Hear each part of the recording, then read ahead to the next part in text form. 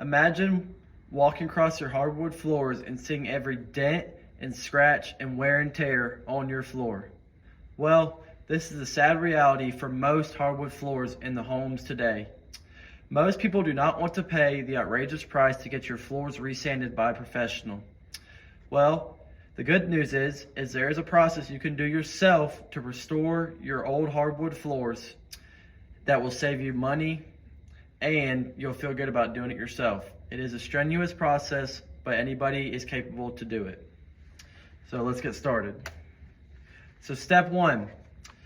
First step is to move everything off your hardwood floors. All of your furniture, your carpets, your rugs, anything you have down, everything needs to be off the floor. Nothing needs to be down, because if anything is on the floor, then obviously you can't sand it, so it needs to be gone. You also need to rip up your shoe mold, which is going to be around the baseboard that's going to be on the hardwood floor. You need to take that up. That way you can sand all the way up to the walls and stuff. And when you're done, you can replace that if you want to do that, or hire somebody else to do that, because that's not really as much part of the floor.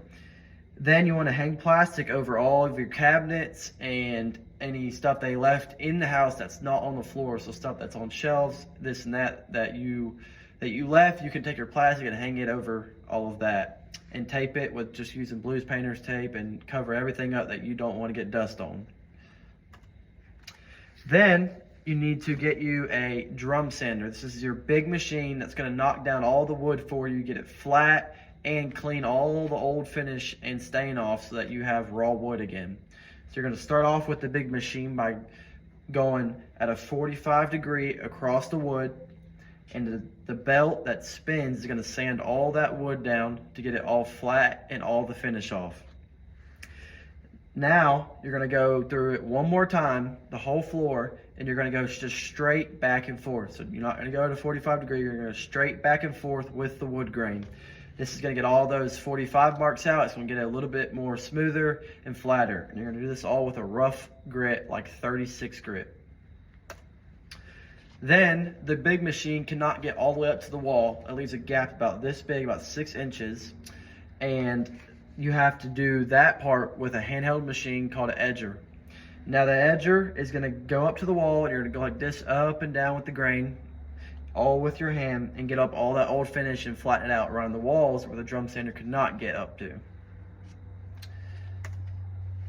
Then you're going to want to get your drum sander out again, your big machine, and use a fine grit to smooth the wood out. Now that was according to Minwax, How to Sand a Hardwood Floor, minwax.com.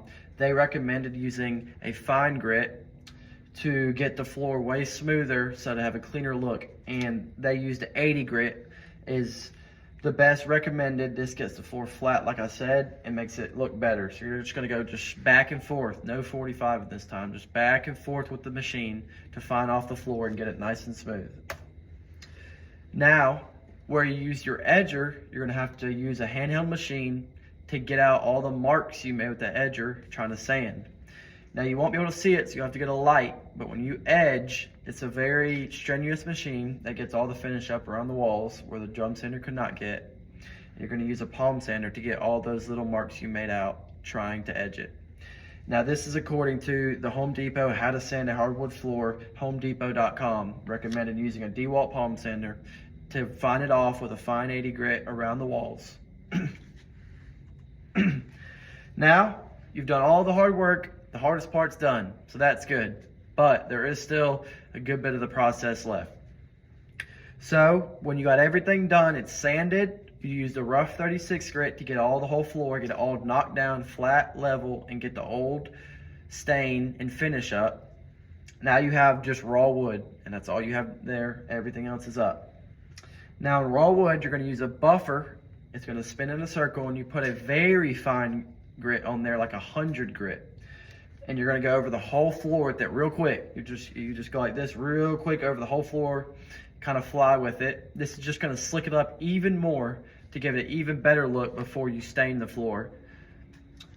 And then after you buff it, you're going to vacuum it. Now this is according to LL Flooring, which is a flooring company. It's sanding and refinish, what to do and how. llflooring.com. Recommended buffing it and then vacuuming it super good before you stain it. You want it real clean and dust free. Now, if you're staining a floor, you put it down with a rag and you just get your hand, dip it in the stain bucket and wipe it all down with a rag onto the floor.